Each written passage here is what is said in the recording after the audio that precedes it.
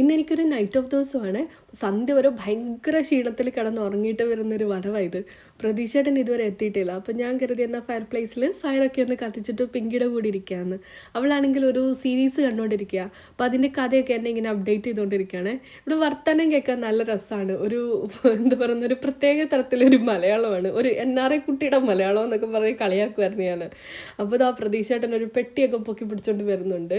ഇതെന്താ സംഭവം എന്ന് വെച്ച് കഴിഞ്ഞാൽ നാട്ടിൽ നിന്ന് നമുക്ക് കുറച്ച് സാധനങ്ങൾ കൊടുത്തു വിട്ടിട്ടുണ്ടായിരുന്നു. അപ്പോൾ എൻ്റെ ഉറക്കത്തിൻ്റെ കൂടുതൽ കാരണം കൊറിയറുകാരൻ കുറേ നേരം ബെല്ലടിച്ചിട്ട് തുറക്കാത്തതുകൊണ്ട് അയാൾ തിരിച്ചു കൊണ്ടുപോയി. അപ്പോൾ പ്രതീക്ഷയുടെ ഓഫീസിൽ നിന്ന് കളക്ട് ചെയ്ത് വരുന്ന ഒരു വരവായത്.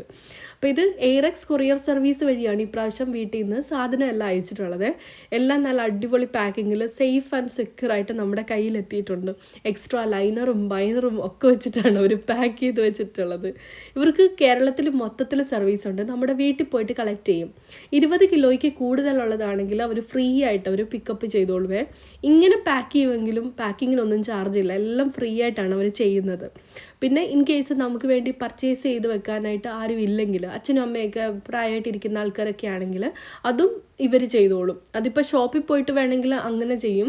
ഓൺലൈനിൽ നമ്മൾ ഓർഡർ ചെയ്ത് വേണമെങ്കിൽ അതും അവർ കളക്ട് ചെയ്ത് അങ്ങനെ ചെയ്തോളും കേട്ടോ. നല്ല അടിപൊളിയാണ് ഇവരുടെ സർവീസൊക്കെ.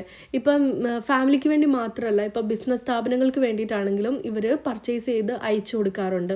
ഇപ്പോൾ ഡ്രസ്സ്, ജ്വല്ലറി, ആർട്ടിഫിഷ്യൽ ജ്വല്ലറി, പിന്നെ റെസ്റ്റോറൻറ്റിന് വേണ്ടിയിട്ടുള്ള മസാലാസ്, പാത്രംസ്, അങ്ങനെ കോസ്മെറ്റിക് ഐറ്റംസ് ഇതെല്ലാം തന്നെ ഇവർ പാക്ക് ചെയ്ത് അയച്ചു കൊടുക്കാറുണ്ട്.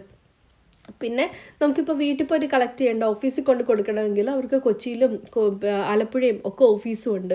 അപ്പം സാധനങ്ങളെല്ലാം കിട്ടിയ സന്തോഷത്തിൽ ഞാൻ എല്ലാം കയ്യോടെ തന്നെ അതിൻ്റെ സ്ഥാനത്ത് കൊണ്ട് വെക്കുകയാണ്. പിന്നെ ഇതിൻ്റെ കൂട്ടത്തിൽ എൻ്റെ അമ്മായിയമ്മ കുറച്ച് തുളസിയുടെ വിത്തൊക്കെ അയച്ചു തന്നിട്ടുണ്ട്.